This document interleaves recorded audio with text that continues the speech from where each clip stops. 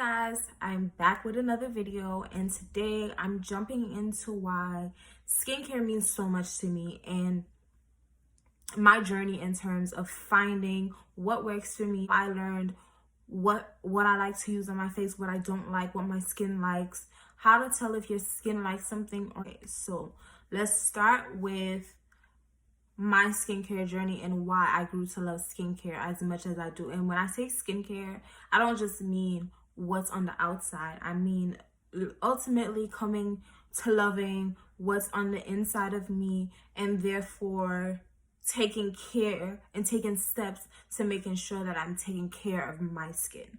And that's ultimately what we all need to come to the realization, that once you start loving yourself and loving you, you take better care of yourself.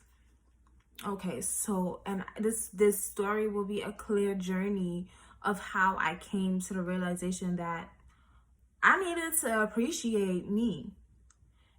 So when I was in middle school, I remember having what for me was really bad acne. Some people might look at it. If I have pictures, I'll insert. So from like elementary school to junior high school, like I remember getting teased a lot because my skin was like breaking out all the time, and I'm really light skinned. So while my other friends were, they had breakouts, but they were on the darker side, so it didn't really show as much as it did on my skin. My skin looked horrible. I felt very insecure, and I remember getting teased by some of the boys in my class and all of that stuff.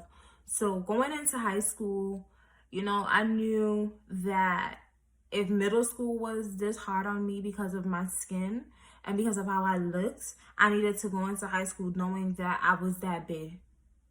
So what did I do? I started wearing makeup really, really young. I was 14, 15 going into high school. So I started wearing makeup as a freshman, heavy makeup as a freshman in high school, for the simple fact that I was so insecure and I wanted people to like me and I wanted people to tell me how beautiful I was and all of that stuff. So I dealt with that insecurity all throughout high school until my senior year, and it came the way I had to come to the realization that no one cares about acne in high school for the most part, because everybody's dealing with it. At that point, everybody's literally going through puberty. So who cares that you have acne?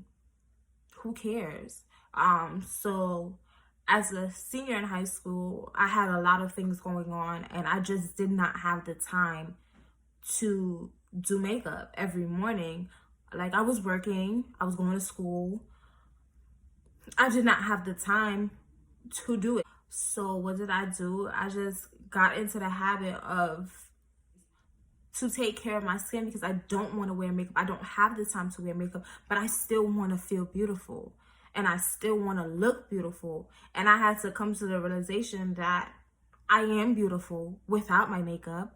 And that's when all of this started. And every time I had like a couple that I started researching how to do healthier things to do at home, in terms of like making your own mask and all of that stuff, all natural stuff. And so I started doing that. I used to make my own mask, put them in the freezer.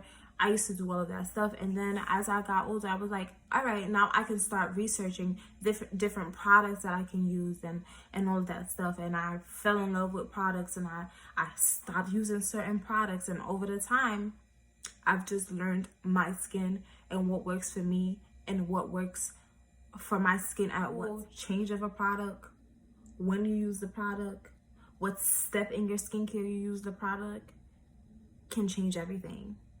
Before, you got to take into consideration those little things. It's not necessarily going out and getting an entire new skin routine,